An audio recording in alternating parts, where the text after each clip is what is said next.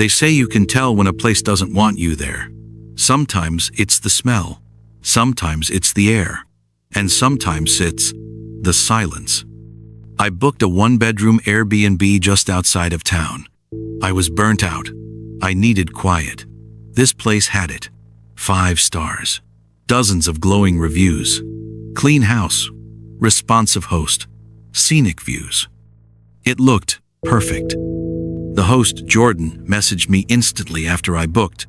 Polite, friendly, almost too eager to please. He told me to arrive anytime after 5 p.m., let myself in, and make myself feel at home.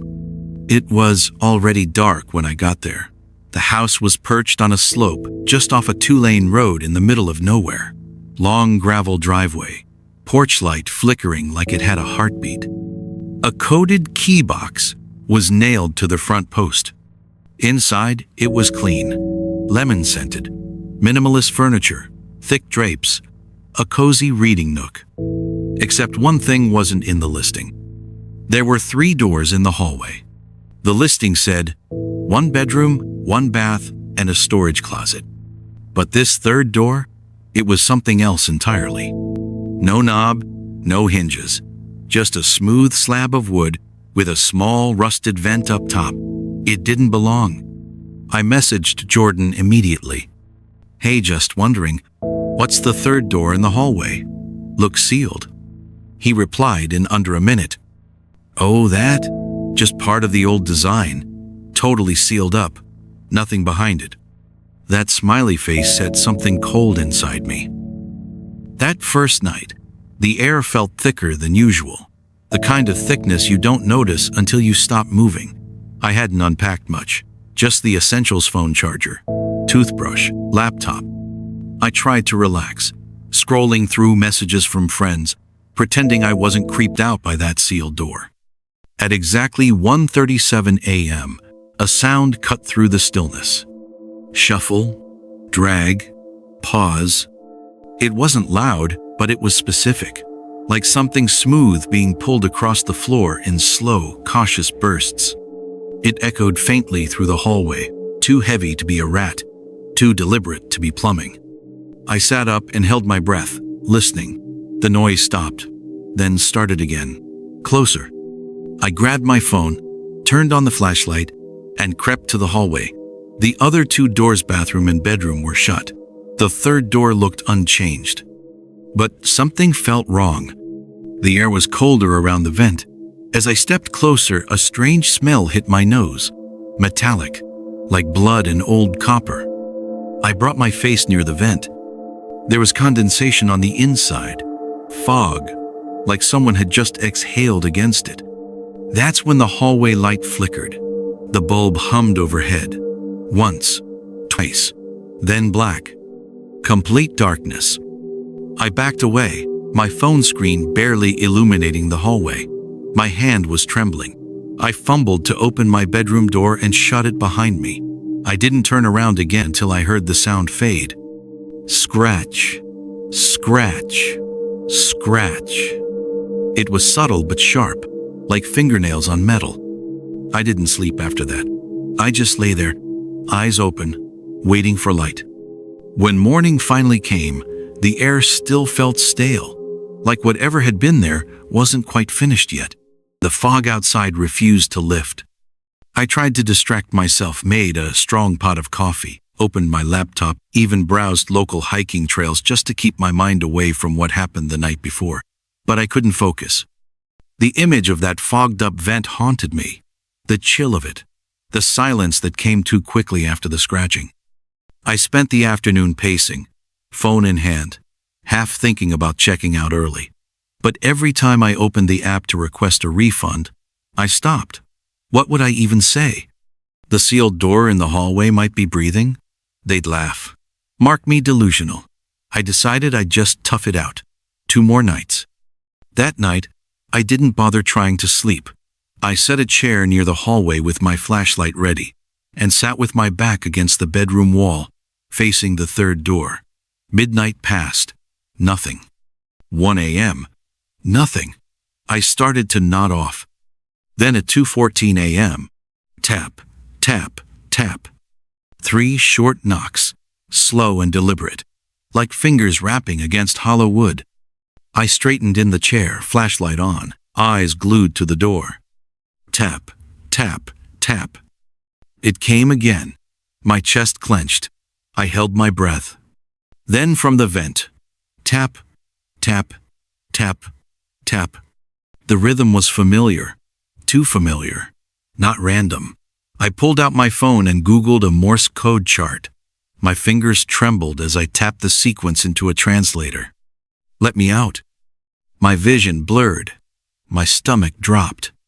I stared at the vent, waiting for anything movement, a whisper, a shadow, but it was quiet. And then, as if it hadn't just begged for freedom, the hallway bulb buzzed back on, dim, steady, like nothing happened. But I knew better. Something behind that door was watching, and it was learning to communicate. The morning after the tap code, I couldn't bring myself to look directly at the door.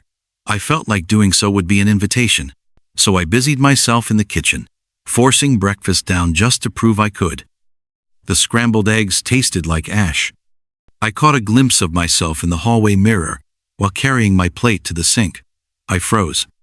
My reflection was facing me, but my body was angled away. I turned my head slowly. In the mirror, I was still staring straight ahead, expressionless. Then, it blinked. Before I did, I dropped the plate. It shattered. I didn't look away. My reflection tilted its head slightly, not with curiosity, more like recognition. I backed out of the hallway and shut myself in the bedroom. I told myself mirrors could play tricks when the light's wrong, when sleep's lacking, when fear's high. But I knew that wasn't it. Later that day, I tried to test the mirror. I moved suddenly, waved, jumped, laughed. The reflection mimicked me perfectly now, like it had corrected its timing. But as I turned to walk away, I caught it grinning. Only it. I yanked the mirror off the wall. Behind it, there was nothing but drywall. No hole, no camera, nothing to explain it. I wrapped the mirror in a towel and shoved it into the closet. That night, around 3:12 a.m., I heard a soft thud in the hallway. I opened my door. The mirror was hanging again, perfectly level, waiting. I couldn't stay in the house that morning. I threw on a hoodie, grabbed my keys, and drove without a destination, just away. I stopped at a diner on the edge of town, ordered a black coffee, and sat near a window. My reflection in the glass didn't move this time, but I still refused to meet its eyes. My hands wouldn't stop shaking. I needed answers, something to prove I wasn't losing my mind. So I pulled up Jordan's Airbnb profile. Still there, still hosting, dozens of listings, all in the same region, all with 5 stars. Too clean, too perfect. I scrolled through the reviews for the house I was in. The most recent ones were glowing, but when I sorted by oldest, things got strange. One said, "Felt like someone else was in the house with us. Didn't sleep." Another, "Beautiful home, but the hallway door wouldn't stay shut." Then I found one review, dated 2 years ago, from someone named Elise M. "I left in the middle of the night. I think the owner knows what's in that door." That review was followed by 10 more 5-star ratings, as if to bury it. I clicked Elise's profile. Deactivated. I copied the review and pasted it into a private document. I needed to keep track, log every strange detail. My instinct screamed at me to run, but some irrational part of me needed to know the truth, to expose it. I messaged Jordan again. "Hey, just wondering, has anyone else ever mentioned strange things about the third door?" He didn't reply right away this time. Hours passed. When the sun was starting to dip and the sky turned orange, he finally responded. "You're not supposed to look through the reviews. Focus on your stay. The house is safe." I stared at the message for a long time. It didn't answer anything. It confirmed everything. I returned to the house just before dark, trying to convince myself that I'd imagined everything, that the mirror, the door, even the messages were all stress-fueled hallucinations. But as soon as I stepped inside, the air hit me like a wall. Thick, heavy, still. The house was too quiet. No hum of electricity. No pipes creaking. It felt like something was holding its breath. I didn't even take my shoes off. I left the front door cracked open just in case. My backpack stayed on. My phone was in my hand. I passed the hallway cautiously, not even daring to glance at the mirror. I wanted to grab my charger and leave. That's it. But as I stepped into the bedroom, I heard it. Breathing. Slow, rhythmic, wet. Coming from inside the wall. I froze. My ears strained. It wasn't my breath. It was deeper, heavier, a presence, something alive behind the drywall. I stepped closer, heart pounding. My fingertips brushed the wall near the third door. It was warm. Then I felt it. A soft vibration. And then a push. Something from the other side pressed back. A hand. 5 distinct fingertips pressed against the wall, and then slowly dragged downward. I stumbled back and nearly knocked over the lamp. I bolted out of the room, into the hallway. The mirror was back. It hadn't just reappeared. It had changed.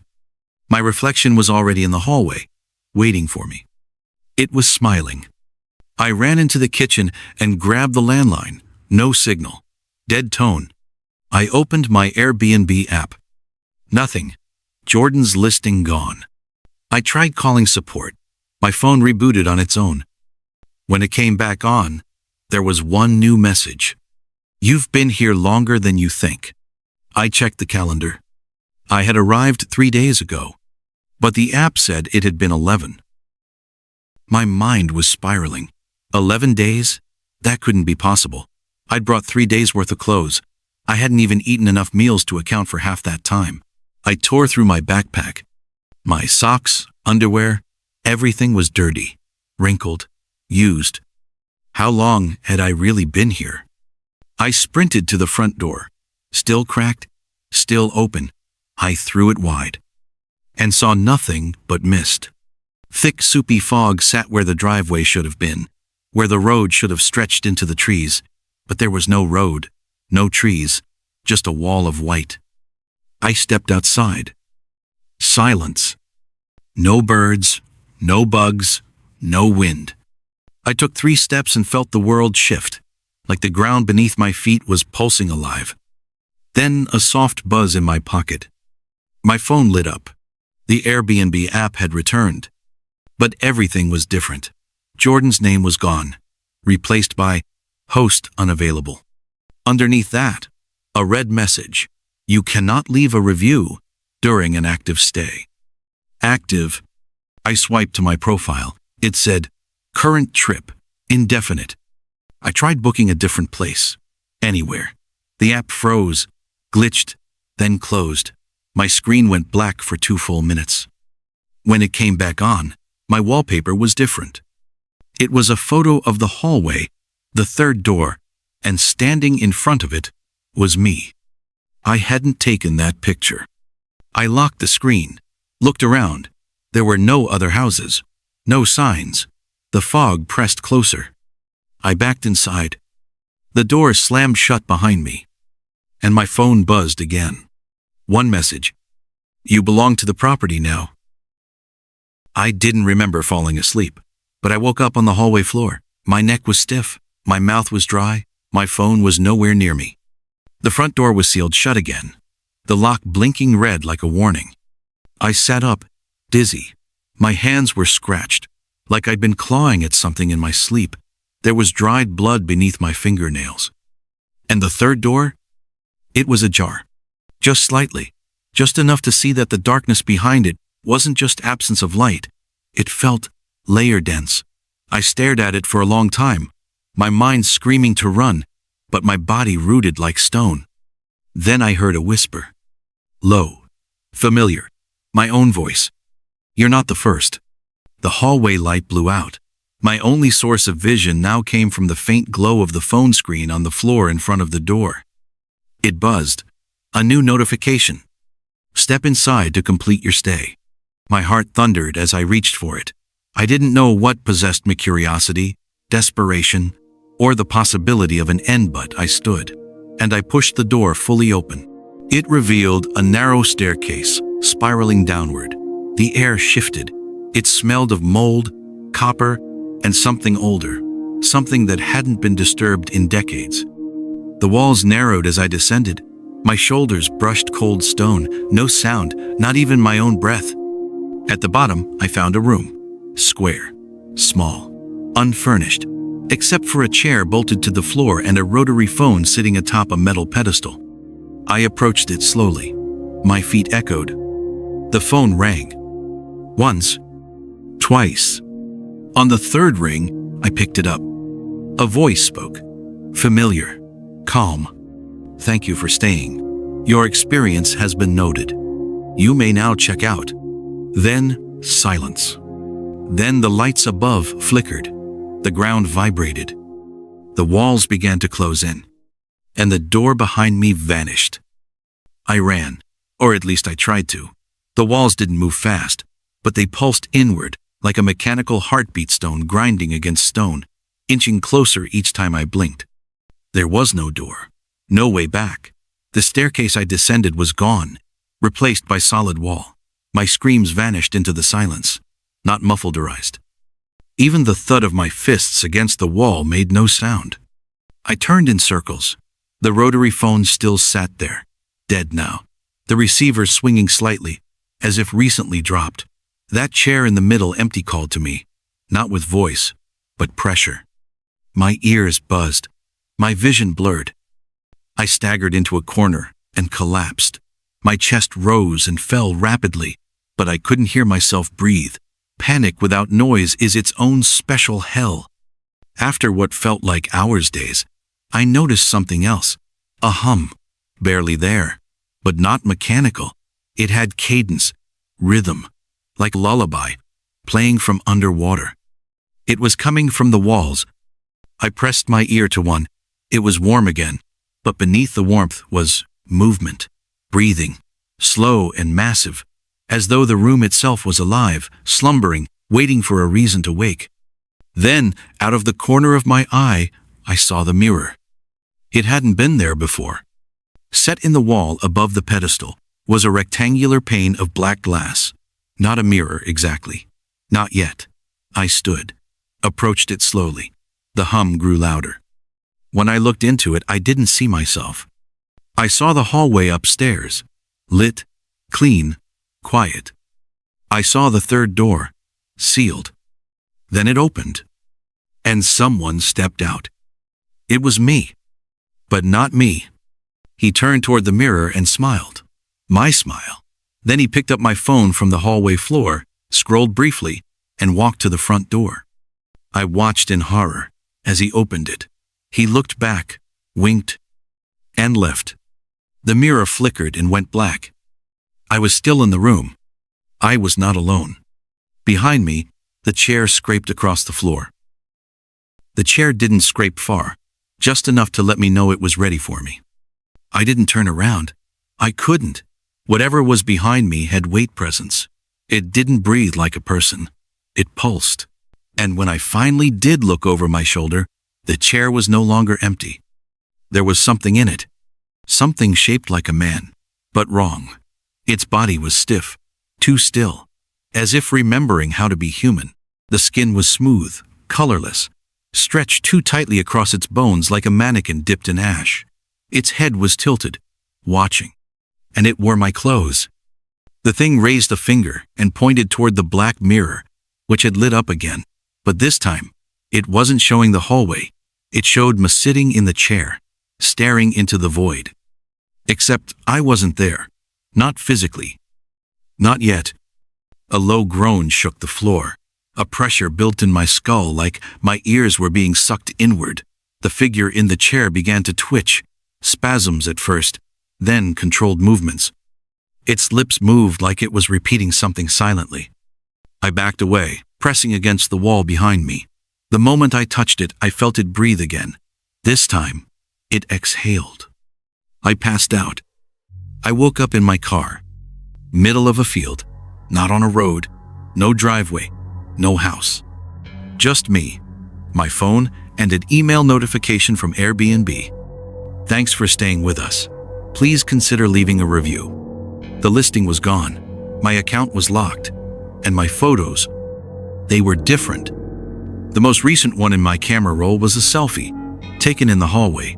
Same flickering bulb, same third door. But the man in the photo wasn't me. It looked like me. Same build, same face, same phone. But the eyes were too black, too hollow. And in the reflection behind him, the sealed door was wide open. A final image flickered across the screen before my phone shut off completely. Your stay has been extended.